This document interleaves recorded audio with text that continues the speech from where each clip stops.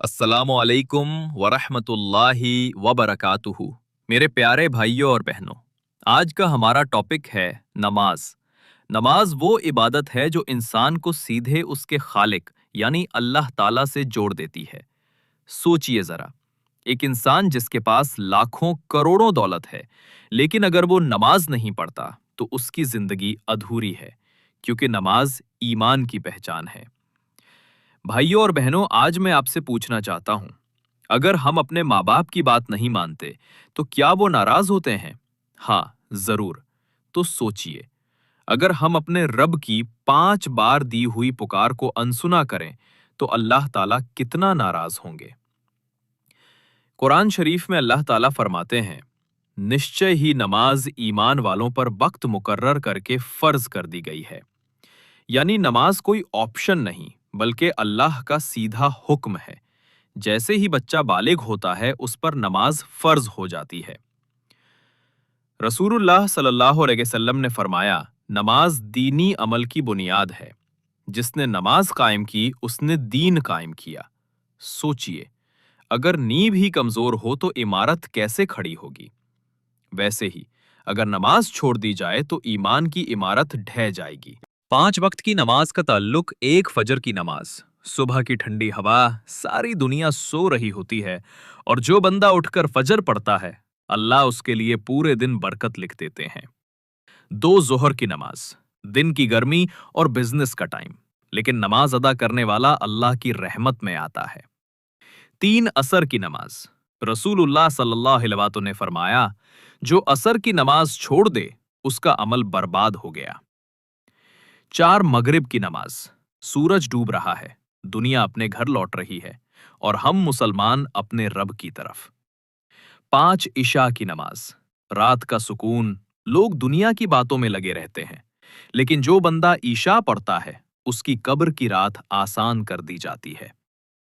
नमाज छोड़ने वालों के लिए चेतावनी हदीस शरीफ में आया है, जो शख्स जानबूझकर नमाज छोड़ दे उसने कुफ्र किया।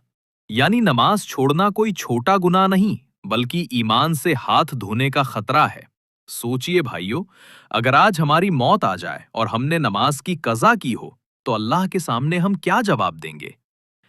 नमाज की फजीलत, रसूलुल्लाह सल्लल्लाहु अलैहि वसल्लम ने फरमाया, कयामत के दिन सबसे पहले बंदे से नमाज का हिसाब लिया जाएगा। अगर नमाज सही हुई तो सारे आमाल सही होंगे। यानी हमारी पूरी जिंदगी का रिजल्ट कार्ड नमाज से शुरू होगा। अगर नमाज पास है तो बाकी अमल आसान, अगर नमाज फेल है तो बाकी सब बेकार। दुनियावी फायदे, नमाज से दिल को सुकून मिलता है। नमाज इंसान को बुराई और गुनाह से रोकती है। नमाज से चेहरा नूरानी हो जाता है। नमाज से रोजी में बरकत होती है। नमाज से कब्र की अंधेरी आसान हो जाती है। एक हकीकी वाकया, एक शख्स रसूलुल्लाह सल्लल्लाहु अलैहि वसल्लम के पास आया और बोला, या रसूलुल्लाह, मेरे गुनाह बहुत हैं, लेकिन मैं नमाज पढ़ता हूँ। रसूलुल्लाह सल्लल्लाहु अलैहि वसल्लम ने फरमाया, फिक्र मत करो, तुम्हारी नमाज तुम्हें गुनाहों से बचा लेगी। भाइयों, ये है नमाज की ताकत। आज की लापरवाही, आज हम मुसलमान 5 वक्त का खाना तो खा लेते हैं, लेकिन 5 वक्त की नमाज भूल जाते हैं। हम मोबाइल की बैटरी चार्ज करते हैं, लेकिन अपनी रूह को नमाज से चार्ज नहीं करते। हम कारोबार और नौकरी के लिए वक्त निकालते हैं, लेकिन नमाज के लिए वक्त नहीं निकालते। असली कामयाबी, भाइयों और बहनों, असली कामयाबी ये नहीं कि हमारे पास बड़ी कार हो, बड़ा घर हो या लाखों रुपए हों। असली कामयाबी ये है कि कयामत के दिन अल्लाह हमसे राजी हो जाए, और इसका रास्ता सिर्फ नमाज है। प्यारी सी दुआ, ए रहमान और रहीम अल्लाह, तू ही हमारा मालिक है, तू ही हमारा सहारा है। या अल्लाह, हमारी जिंदगी छोटी है, कमजोर है, लेकिन तेरी रहमत बहुत बड़ी है। या रब, हमें 5 वक्त की नमाज का दीवाना बना दे। हमारे दिल को ऐसा बना दे कि अजान की आवाज सुनते ही दिल बेचैन हो जाए और कदम अपने आप मस्जिद की तरफ दौड़ पड़े। या अल्लाह, हमारी आंखों को नमाज की रोशनी से चमका दे, हमारी जुबान को तेरे जिक्र से मीठा बना दे, हमारे हाथों को तेरी राह में उठने वाला बना दे। اے मालिक, हमें गुनाहों से बचा, बुराई से दूर कर और हमारी जिंदगी को नेक अमलों से सजा दे।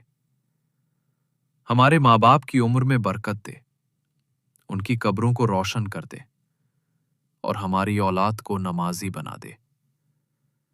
या अल्लाह, जब हमारी आंखें बंद होंगी और लोग हमें मिट्टी में उतार देंगे, तब हमारी कब्र में नमाज हमारे साथ दोस्त बनकर आ जाए, कुरान हमारी हिफाजत करे और तेरी रहमत हमें जन्नत तक पहुंचा दे।